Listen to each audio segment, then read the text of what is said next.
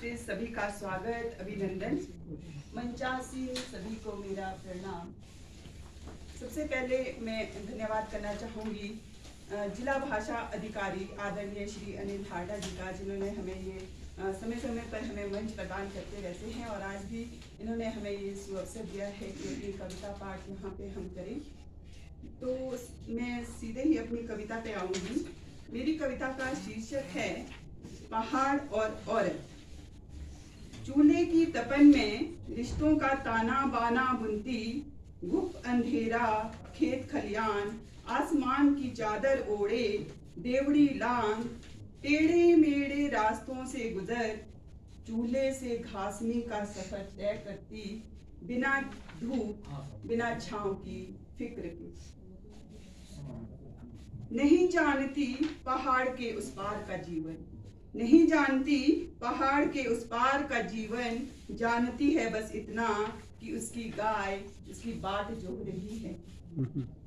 मन में उठता द्वंद गहराई में उतर रहा है भीतर, बहुत भीतर, वजूद की तलाश में। बतियाती है वो रोज कुत्ते बिल्ली और खूंटे से बंधी गाय से, जकड़ी है वो भी खूंटे सी समाज के बंधनों में। चूल्हे चौके से 4 दिन की छुट्टी ले जाती है उसे पहाड़ के और करीब। इस दौरान दोनों खूब बतियाते हैं, इस दौरान दोनों खूब बतियाते हैं, लामण झूरी गंगी खूब गाते हैं। सब देखा है पहाड़ ने, सब देखा है पहाड़ ने, वो बचपन वो आंगन की चिड़िया, वो सतरंगी सपने बुनते बुनते, पीठ पर गिरता लिए पहाड़ को लांघना। उससे भी परे सखी किंकरी देवी का बेखौफ उसे बचाने के लिए खनन माफिया से भिड़ जाना। सुरमी नरची सती चैंखी, ना जाने कितनी औरतों के सपनों को जलते देखा है पहाड़ ने मौन रहकर। सुनी है उसने अभी अभी खूनी पंजों में जकड़ी मासूम गुड़िया की पुकार। साथ ही गूंज रही है चीखें मानवीय वेदनाओं की, जो चढ़ रही है बलि विकास के नाम पर। सुर्खियां बटोर रहे हैं, सुर्खियां बटोर रहे हैं छलनी लहूलुहान तन से और मन से भी। दर्द एक सा सदियों से और सदियों तक शायद रहेगा एक सा ही, मगर है प्रश्न बाकी कि क्या पहाड़ और औरत के वजूद का मौन है हल, कि क्या पहाड़ और औरत के वजूद का मौन है हल। मेरी दूसरी कविता है सबसे सुंदर तस्वीर। जीवन के पलों को कैमरे में कैद खींचते हैं हम तस्वीर अक्सर, जो सोशल मीडिया में फिर की जाती है अपलोड फिल्टर लगाकर। सुंदर नहीं बल्कि होती है अक्सर बनावटी। सबसे सुंदर तस्वीर तो वो जिसे एक मेहनत कश पिता ने बेटी को कंधे पर बिठाए शाम को घर लौटते लौटते खिलते फूलों के बीच बिठाकर खींचा है अपने सेकंड हैंड फोन से, बिना फिल्टर एकदम नेचुरल।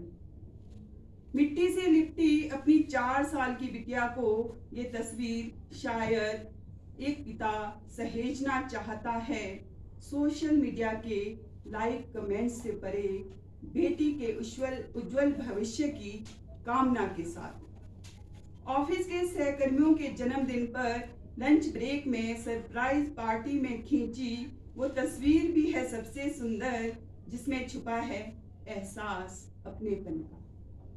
किसी बेजुबान को घर की दहलीज के अंदर लाने पर बेटे द्वारा गोद में उठाकर खींची वो तस्वीर भी है सबसे सुंदर, जिसने सिखाया मासूम मन में प्रेम की परिभाषा, जिसने सिखाया मासूम मन को प्रेम की परिभाषा।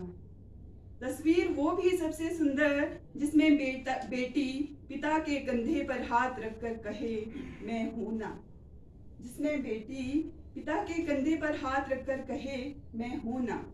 सरहद से वापस लौटे बेटे को गले लगाती माँ की तस्वीर भी है सबसे सुंदर जिसमें छिपी है फिक्र माँ की।